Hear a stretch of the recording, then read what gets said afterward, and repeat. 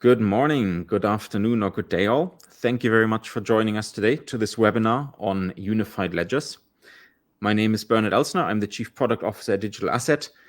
I'm joined here today by my colleague Vincent, who is going to monitor the question section and possibly interrupt to forward those questions to me during the talk. So please, by all means, use those features. You can find them in your sidebar. You can submit the questions there. He'll review them and then essentially prod me if there's something to be said. The topic of today's talk is really, I would say, an overview over recent literature coming out from some of the global regulators. I'm really delighted in a way that there seems to be a renewed push this year from the regulators and the markets in general for global collaboration in the capital markets to really unlock new value and transform the way the markets operate. And I hope, of course, that many of you have had a chance to actually read those papers. If not, I can highly encourage you to do so. I think they were very good reads. Some don't like reading, so today is my take on these papers effectively. And I want to be very clear here.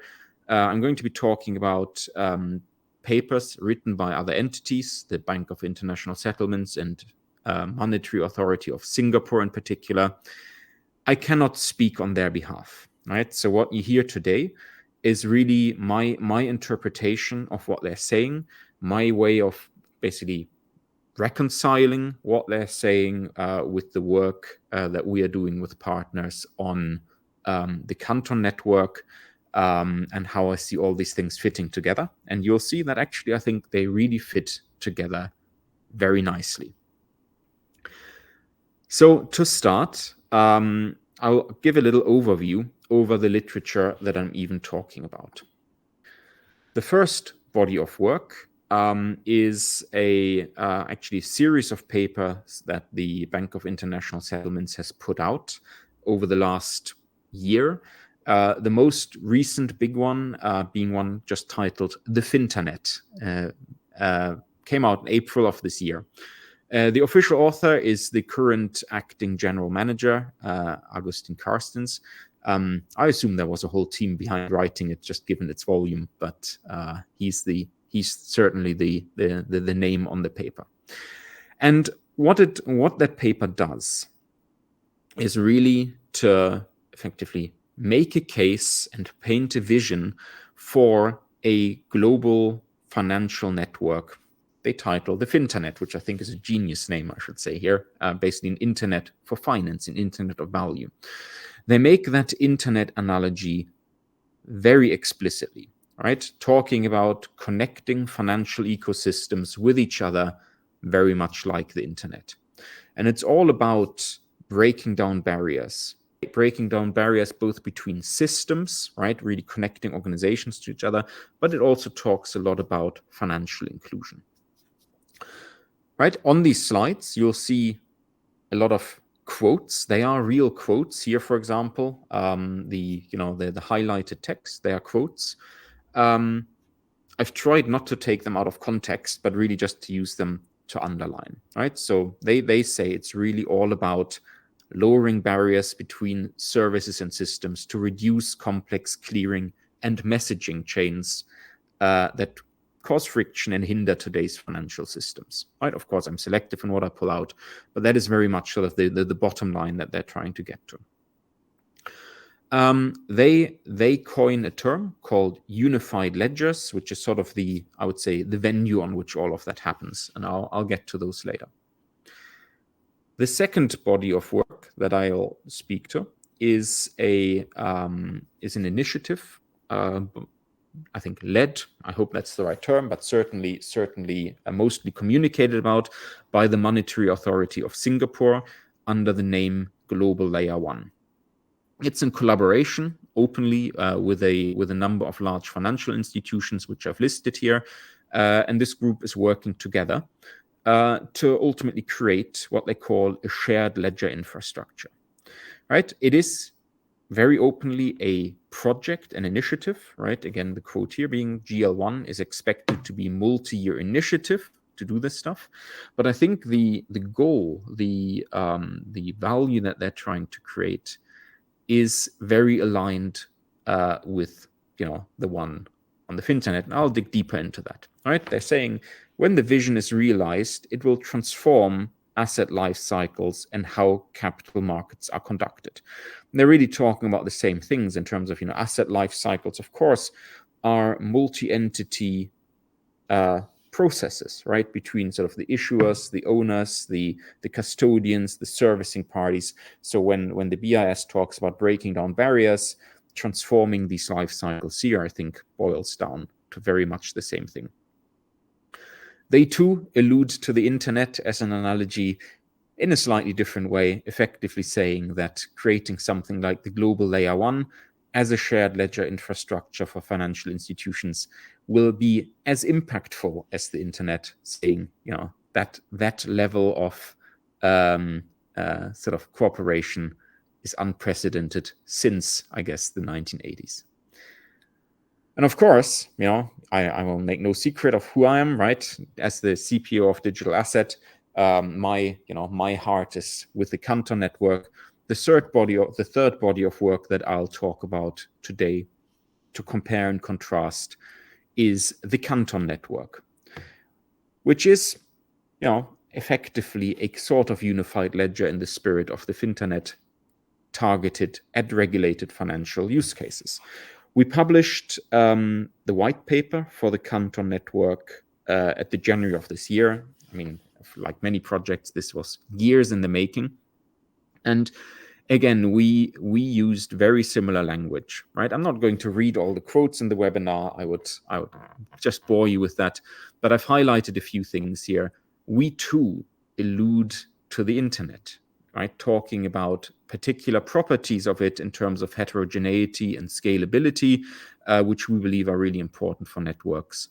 And we too talk about connectivity between financial institutions, right? Mostly about synchronization of data across participants via a DLT system. So we've got these three bodies of work, and they don't talk about each other on paper, right? And they use very, very different language. So I really try to lay them next to each other. What topics they treat, what they say about each topic, what conclusions they come to. And in this sort of webinar, I really want to effectively go through these topics step by step and talk about where I see similarities and where maybe the views diverge ever so slightly. But fundamentally, at the very high level, after rereading these papers a few times, I came to the realization that they talk about the same thing simply at very different layers of abstraction and are at very different stages in the journey. Right? So the language used in the Finternet paper is really making a case and painting a vision. It is very forward-looking, very aspirational.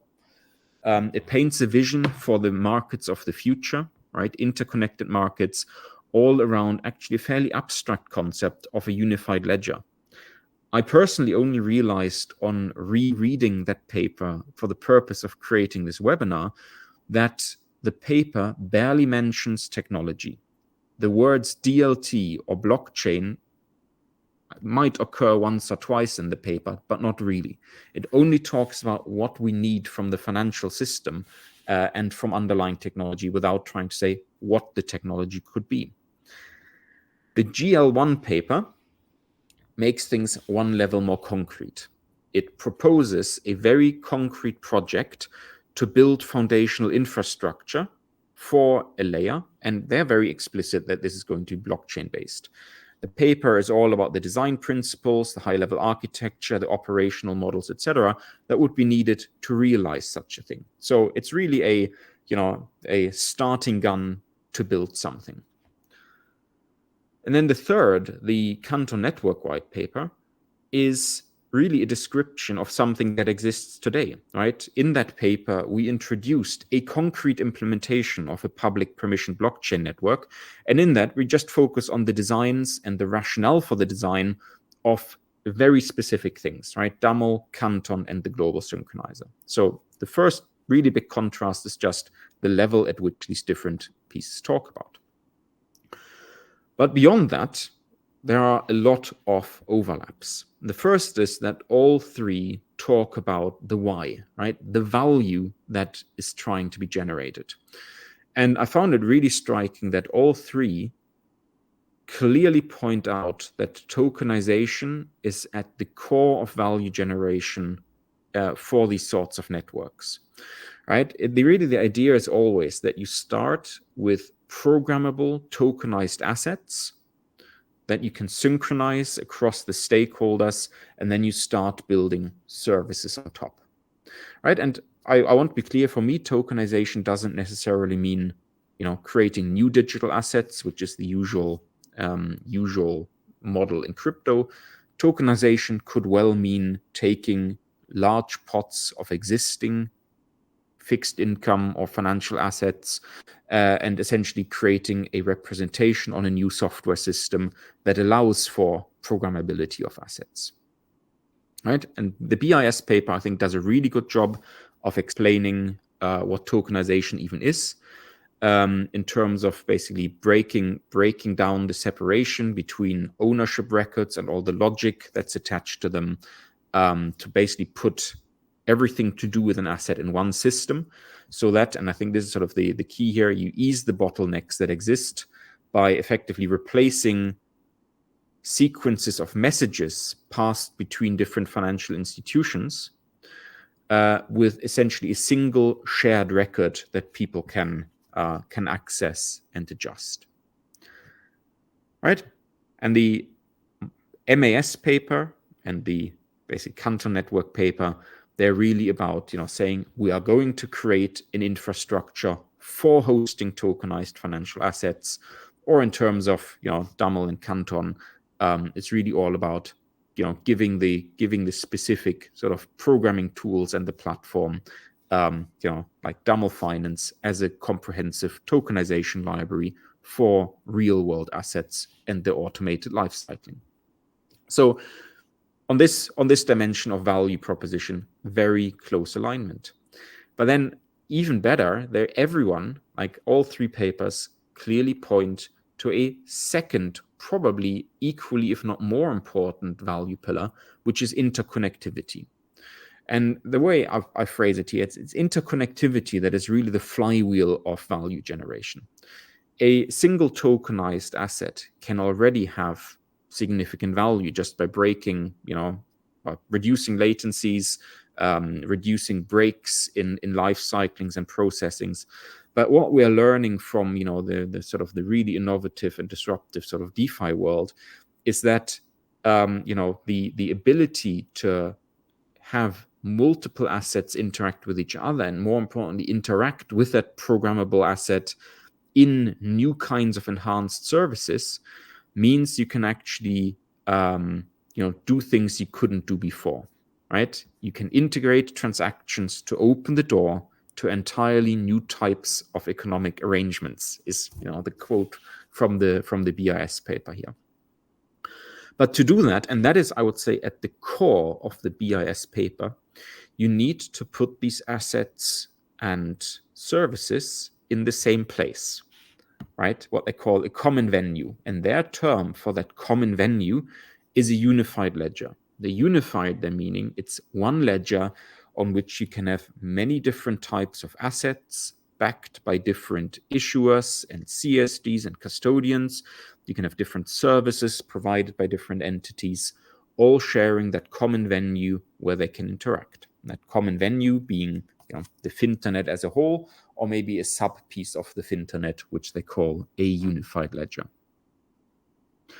Right, and you'll find very similar sort of rhetoric in the GL1 paper and Canton papers. Right, it's all about basically having a single venue where you can have multiple applications. The GL1 paper calls them composite applications, right, where you basically have new capabilities based on having multiple assets and services in place. We, digital asset, usually talk about composable applications rather than composite. I think we mean exactly the same thing. And enabling those through atomic smart contract calls with privacy across independently controlled applications. Again, just very different levels of abstractions, but fundamentally all saying the same thing.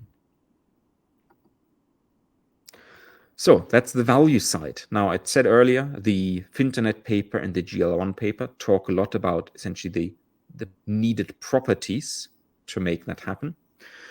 So we can really go through what they are concerned with. And the first one is a topic very close to my heart, which is really essentially the access and permissioning model. And I'm going to claim here, they're not explicit about this. So this is me putting new words on this, that effectively all three are making a case for public permissioned networks, and all for the same reasons. The first one is everyone, I think at this point, and this is not just the regulators, I think that's the whole market, the whole financial industry has realized that to really get value out of networks, out of DLT and the like, you need public networks. And you need the public networks effectively to open the door to liquidity providers, to application providers, to add their new complements to the existing ecosystem without barrier.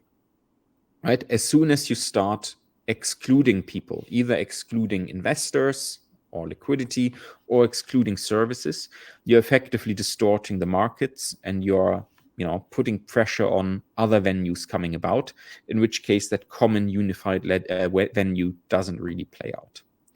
Right? Different ways of talking about that is, the BIS talks about openness simply fostering a rich ecosystem of financial applications, right? That's about just, people not being excluded.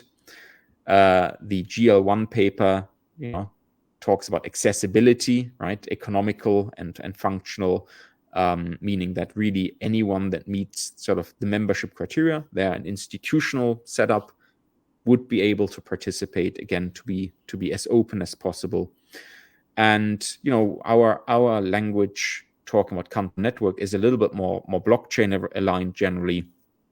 Right, we're really talking about building an sort of an open ecosystem, saying the global synchronizer that is effectively the backbone of the Canton Network needs to be a public infrastructure, so that anyone can build their applications and bring them to this network, and anyone can join the network and connect to these applications, just like the internet, right?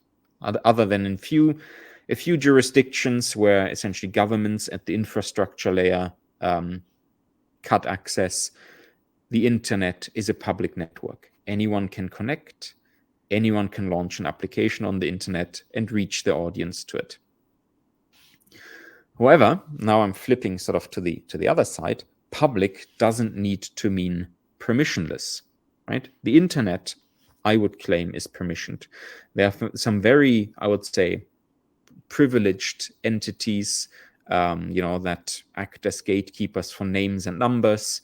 It is not easy to become, a tier 1 or tier 2 network. You can work at it, but there are clearly different levels of access. And more importantly, just because an application is on the internet, you don't give up control over that application, right? If a bank launches an e-banking application on the internet, they fully control that application and its servers, right? That's different to public permissionless blockchain, where deploying a smart contract effectively gives control of it to the network. And all of these papers make the clear case that we need permissioning. The Finternet paper essentially proposes a model where the tokens are backed and managed by a special sort of entity called token managers. And this is, I would say, actually a different term maybe for something that today we would call a CSD or custodian, which really safekeep the records. And that's all about, creating compliance and security for those assets. The GL1, openly says that some activities on that platform may well be restricted and permissible only by designated service providers. And of course, if you're going to build a global, critical infrastructure, you're going to be very careful in selecting who provides that infrastructure. And our stance is generally more aligned with the internet analogy which I made, which is that really you want permissioning first and foremost at the application level, which really means smart contract level, right? You really want to determine on each piece of application that you have in such a network, who can access it in read or write way, who can access the e-banking, who can read the accounts, who can instruct transfers, and so on. So you really want Web 2 level permissioning effectively on apps.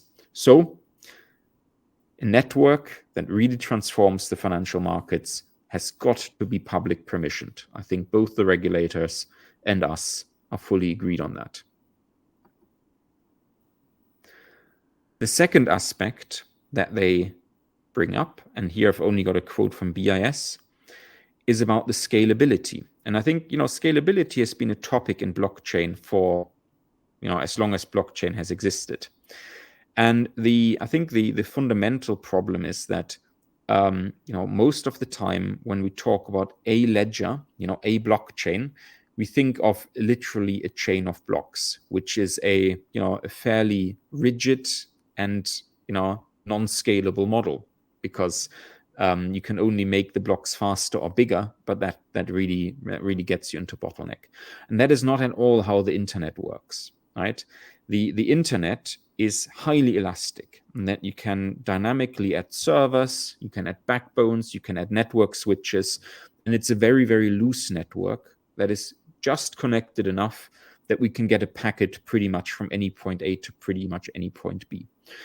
And I think the realization by the BIS and some in the DLT industry is really we need to design our DLT systems similarly, right? We need to design these systems in such a way that we can really accommodate organic growth without compromising the functionality, right? Most scalability solutions out there, which are about, I'm just going to have multiple simultaneous blockchains next to each other with bridges in between, they have a negative effect on the functionality of the network. We'll get to that later. And really what we need is a unified ledger which can really just accommodate growth. And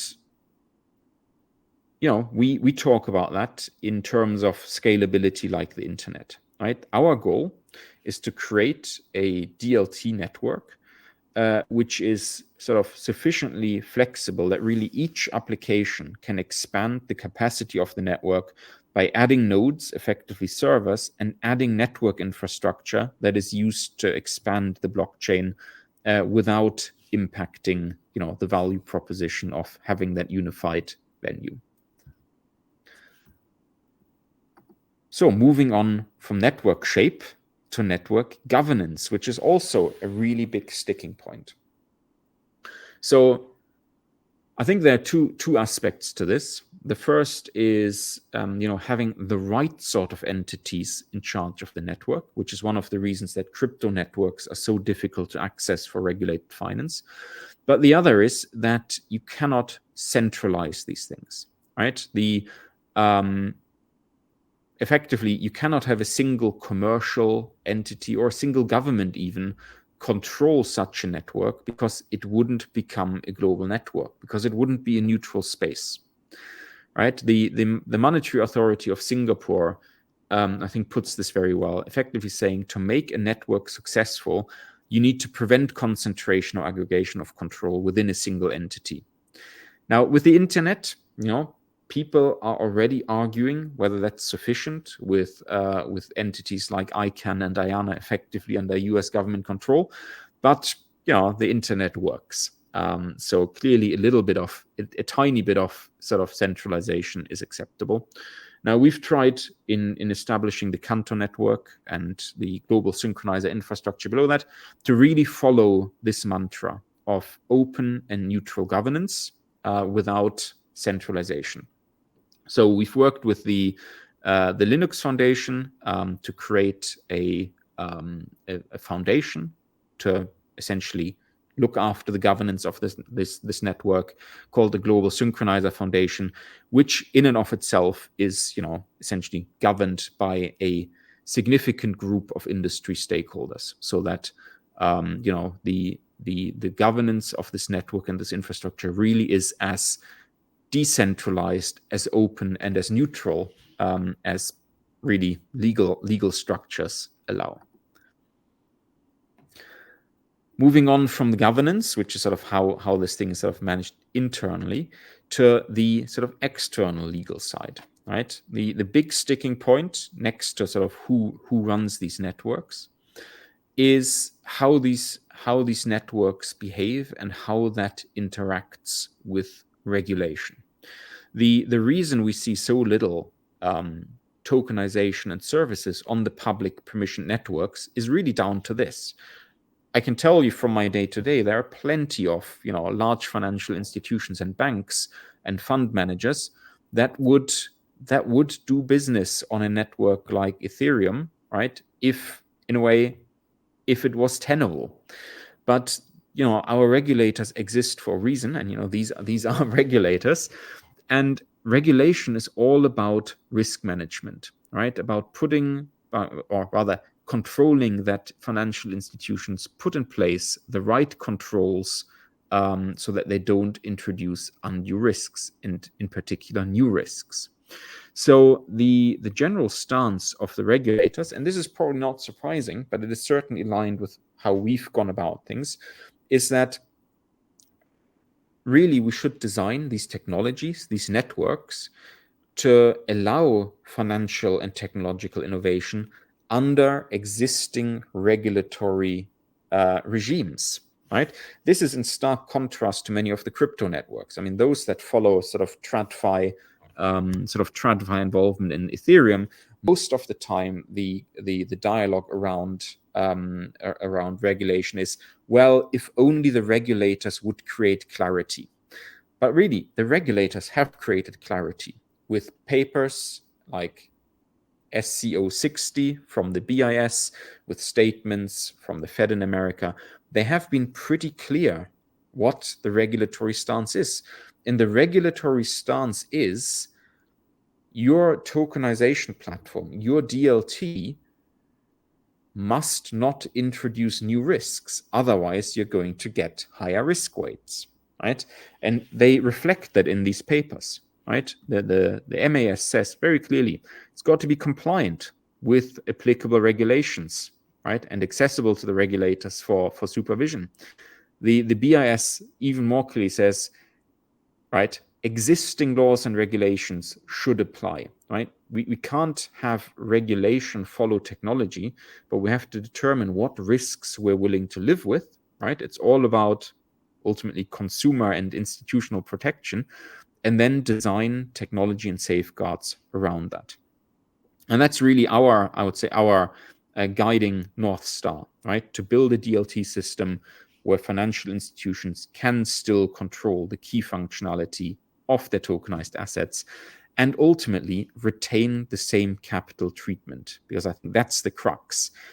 You could tokenize almost anything on a blockchain, sort of technically, right? It's just not going to be the same asset because it has different properties, both in terms of controls as well as in terms of privacy. So you're going to have very different treatment from the regulatory side.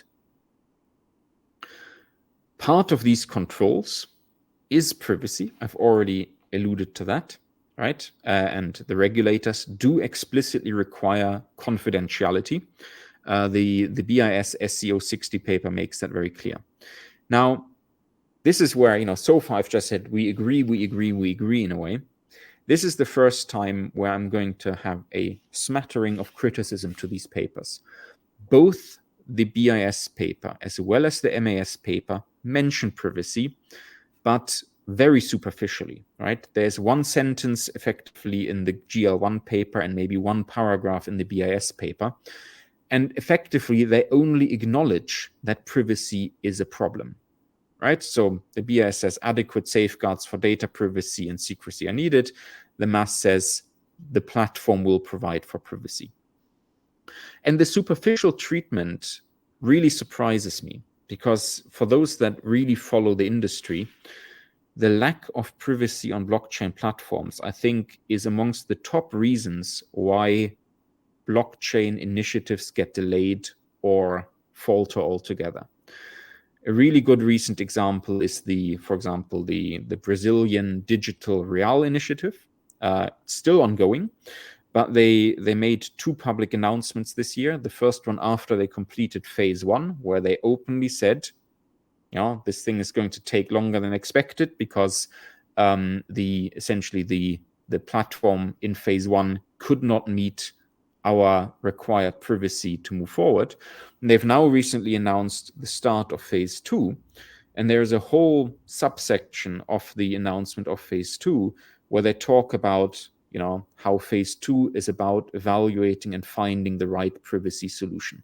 So I think this topic is swept slightly under the carpet in these papers because most are still missing the right solution. And that becomes clear, I think, in the GL1 paper, which right next to that statement I just highlighted about saying we're going to have privacy, where they just see we may complement transactions with privacy-enhancing technologies like zero-knowledge proofs and homomorphic encryption. Now, these technologies exist, but they are very early stage, right? So effectively, they're saying, we will figure out how to do privacy down the line based on technology that is not yet essentially production ready. Now, this is where I'm going to toot our own horn a little bit. We've been working on DAML and Canton for the best part of 10 years now, always with those controls and privacy as our sort of guiding star. So, our effectively sort of the magic sauce and the superpower of our technology, which underlies the Canton network, is that it is able to split transactions into component parts, synchronize them between participants on a strict need-to-know basis, and still get DLT properties in terms of atomic commits and double spend protection.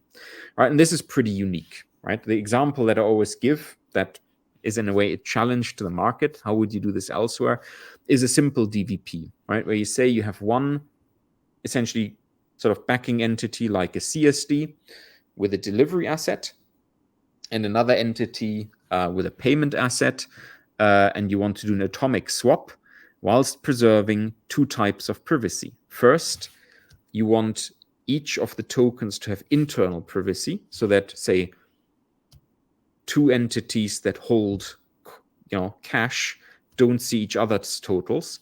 But you also want privacy between the different asset issuers. So when you do a DVP like this, you don't want the CSD to find out anything about the cash side, and vice versa. You don't want the bank that creates the stable coin or similar to find out anything about the delivery side. So you have a single transaction with multiple different privacy views involved.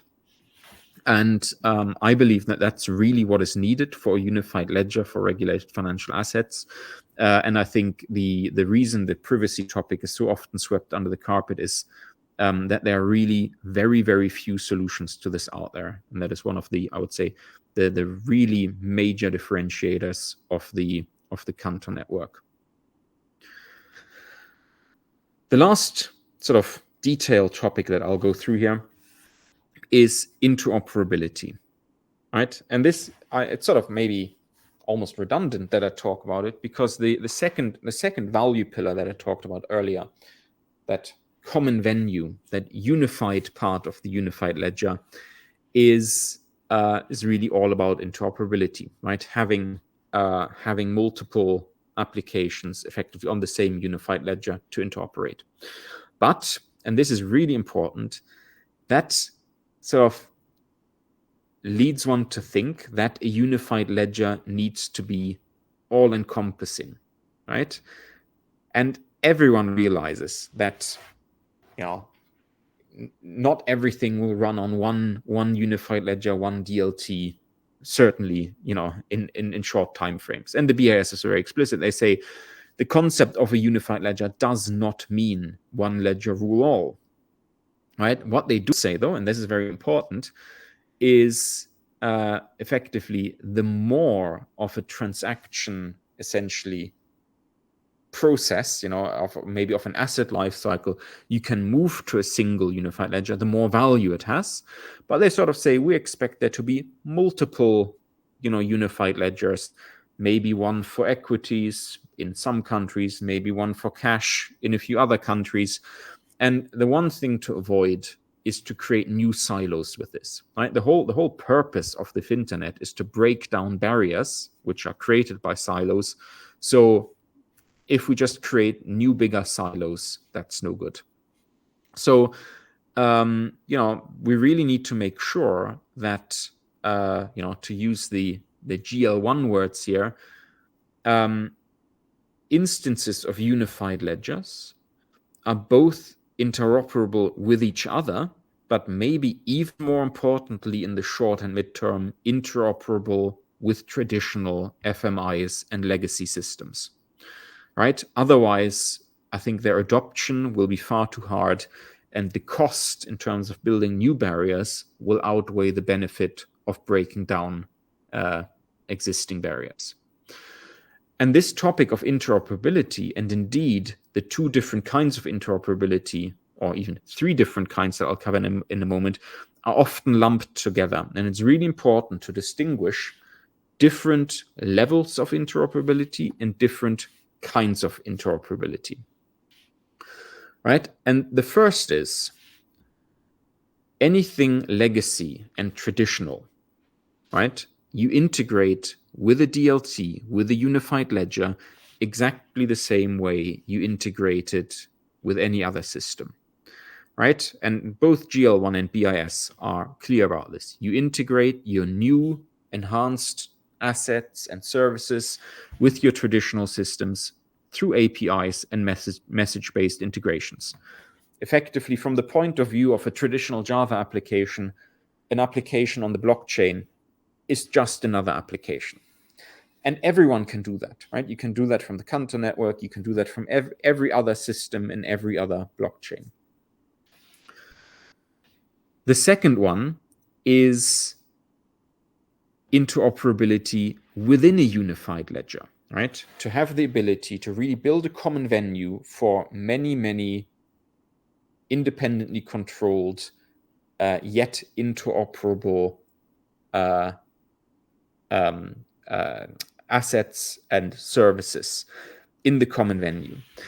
And that's, I think, where the Canton Network is fairly uniquely positioned, in that it does allow atomic smart contract calls between different applications that run within the Canton Network without having to give up control to a single traditional fully replicated blockchain.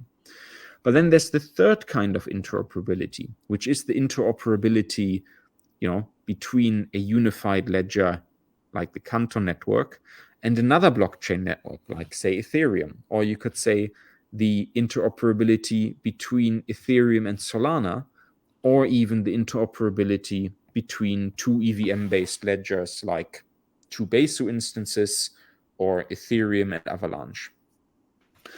And here, I think people get a little bit, I would say, ahead of themselves. Right now, the only integrations that exist out there, right, be that within an ecosystem like Polkadot's cross-chain messaging or Cosmos's IBC, or systems like Portal that go between Ethereum and Solana, or the sort of interoperability between Polygon rollups. The only interoperability solutions between independent blockchains right now are API and message-based systems, right?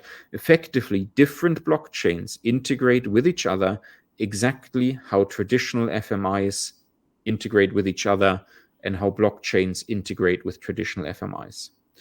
Now, there is a lot of talk about changing that. The BIS paper, for example, coins the term unified interledger protocol, by which they mean if you had a unified ledger, say on an EVM blockchain, and you have a unified ledger on the Canton blockchain, We want a protocol that now connects those back together.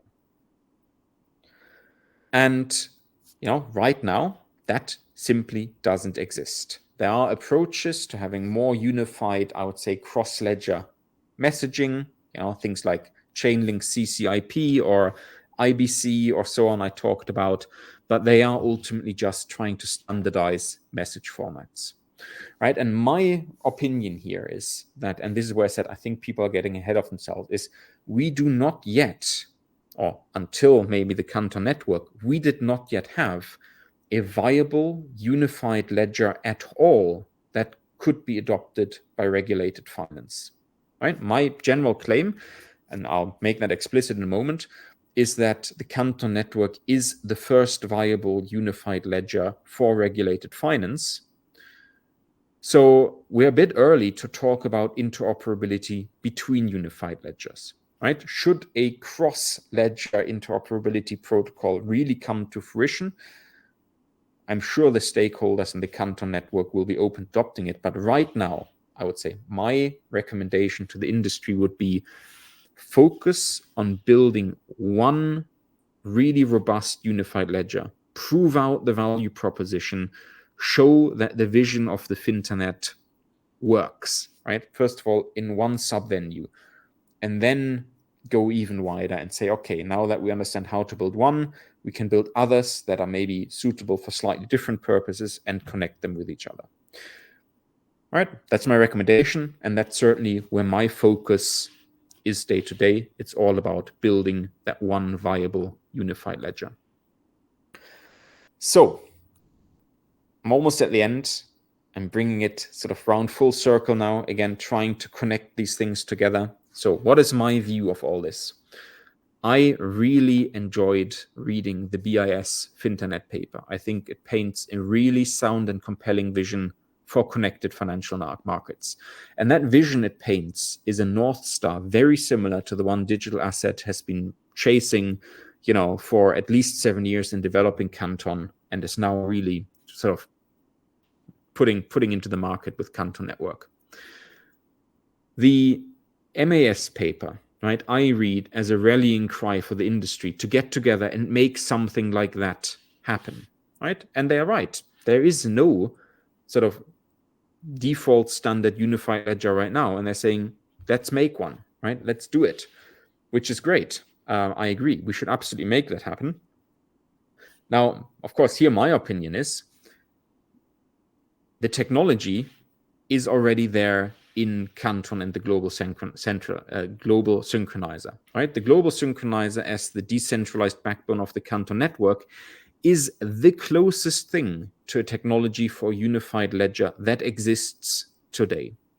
I'm very happy to, be challenged on that. I'm sure there are differing opinions, but that is my view.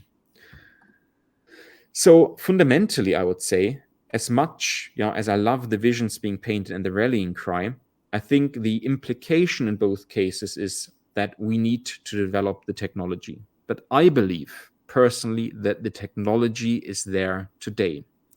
DAML, Canton, and the global synchronizer that jointly effectively lay the groundwork for the Canton Network is a global shared ledger in all the important ways consistent with the regulator visions.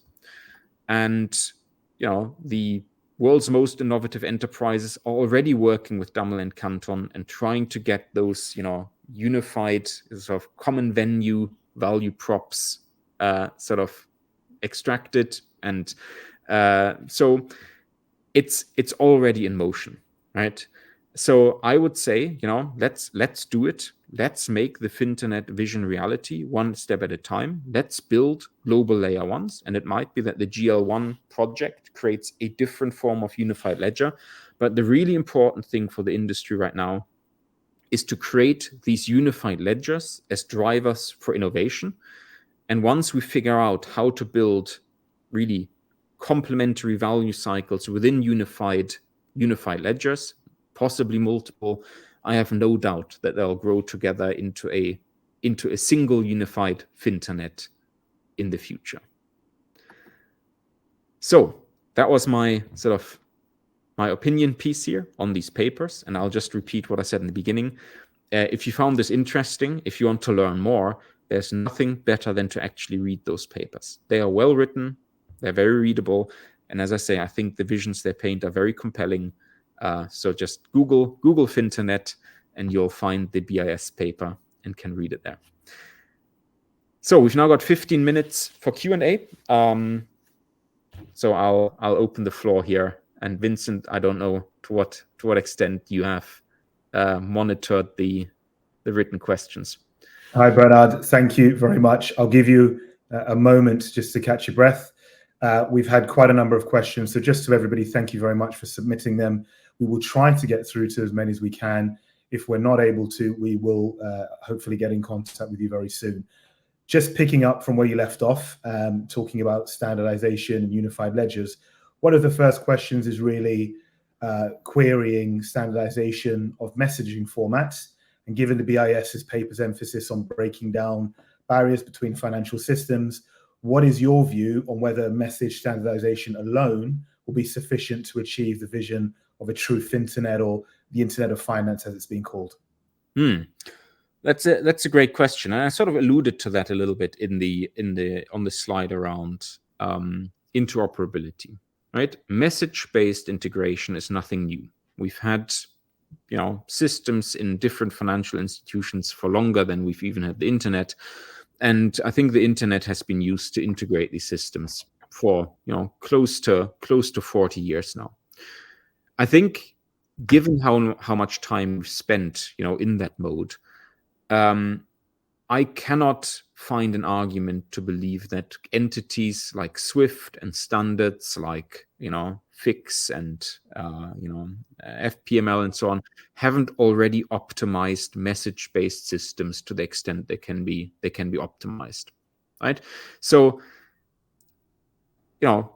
just ask yourself the question: if it was possible to build the Finternet simply using standardized messaging, what has stopped that happening for the last 40 years? Right? It is theoretically possible. You can, do a hand wave argument that ultimately all that happens with blockchain technology is messaging at a very low level. But I think the evidence is it isn't sufficient. You really need several additional layers of abstraction to give a unified ledger that can unlock Finternet-like value. Thank you. We have many others. So to meet existing regulations across borders, would the friction in conducting financial transactions become any better with new technology? Again, opinion-based one. Otherwise, we will have better technology without any gained efficiencies, is this question. That's a fantastic question, really. And I think the answer is it slightly depends which border we're crossing. I'm sure there will be jurisdictions, that are so mutually incompatible that no technology right now will make things more frictionless. But I also think that there are jurisdictions in the world that are sufficiently compatible already that new technology could significantly enhance things, right? And I mean, the most striking examples are simply within, I would say, a semi-federated realm like the EU or the United States. You have such good regulatory alignment, but still so many barriers to smooth financial systems right now that I think with the right technology you could really transform those markets.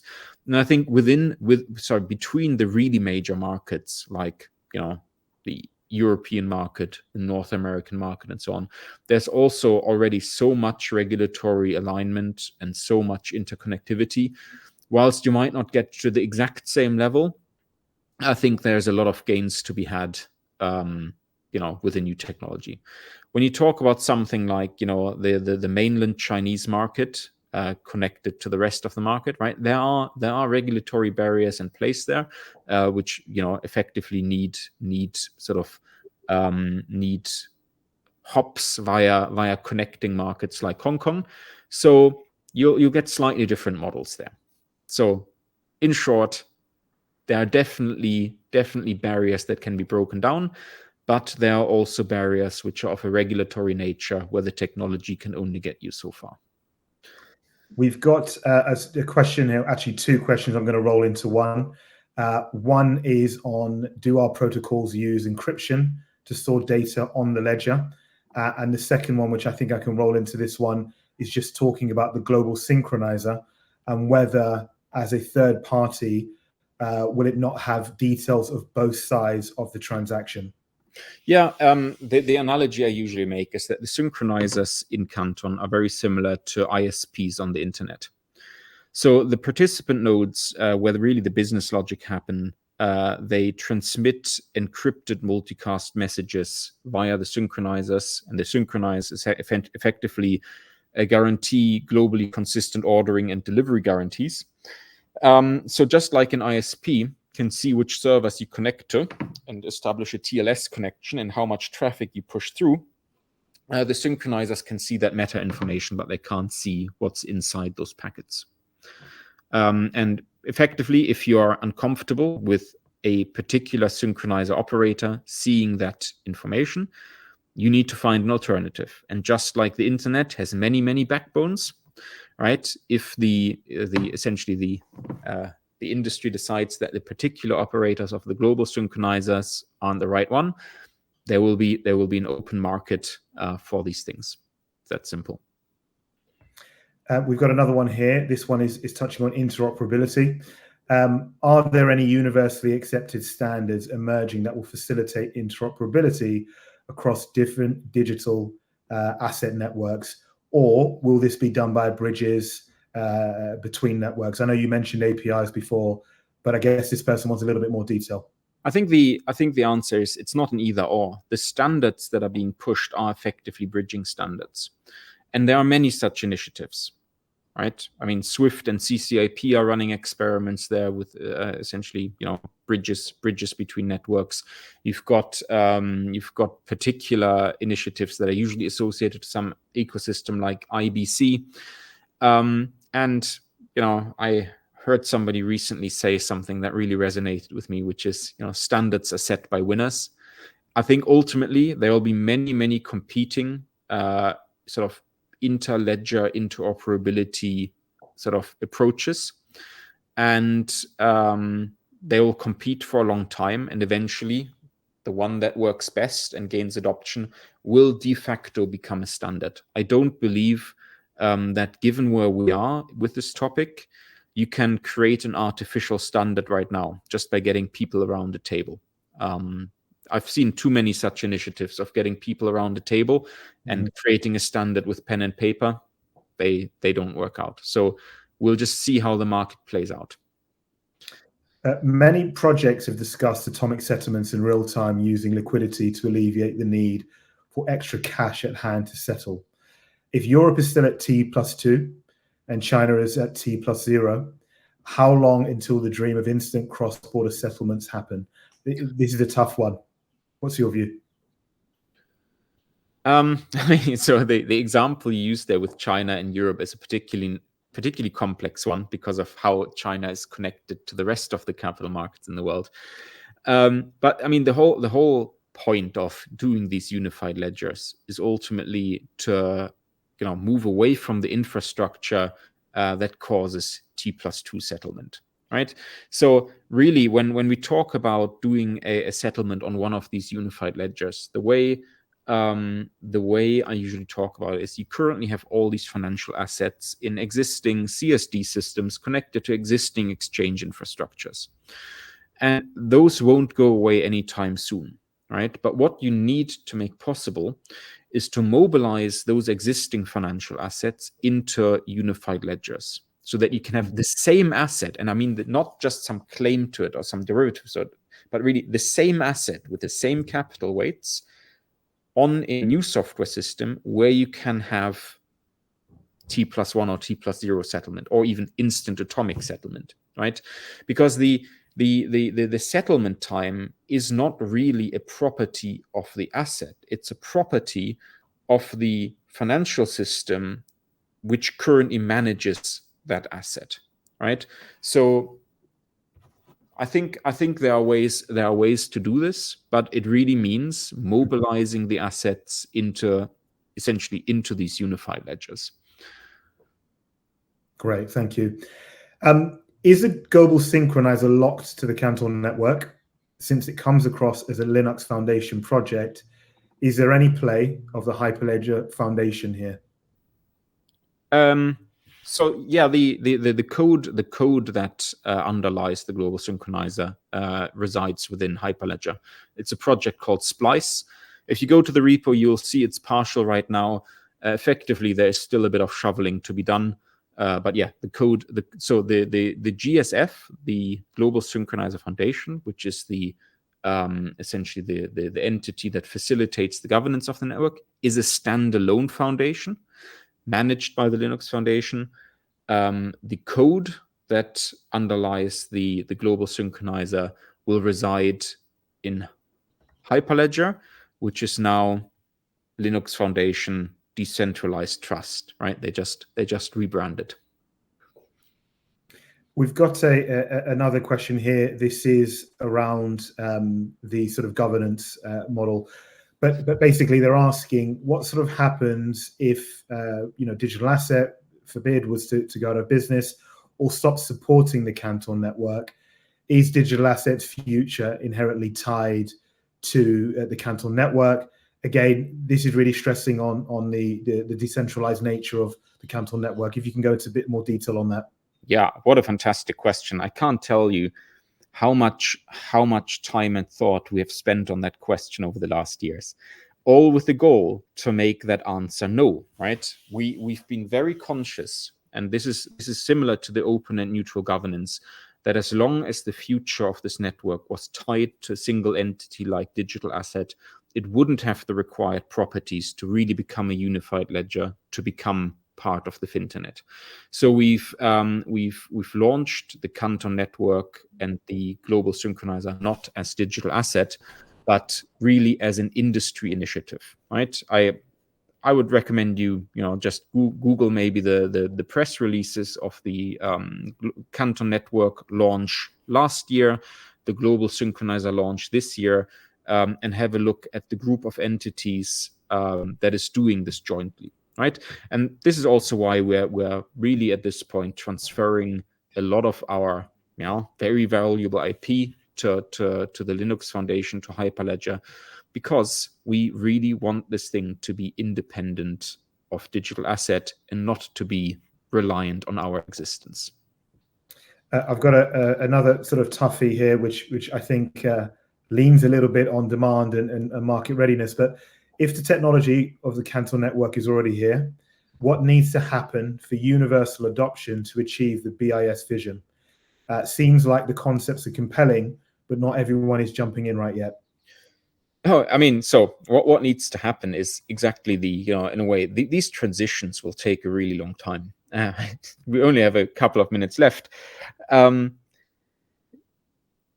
The institutions that we're working with, right, and the sorts of assets we're wanting to bring here, these institutions exist to manage risk, right? So they are very considered in their movement. It will take, in my opinion, years to complete this transition.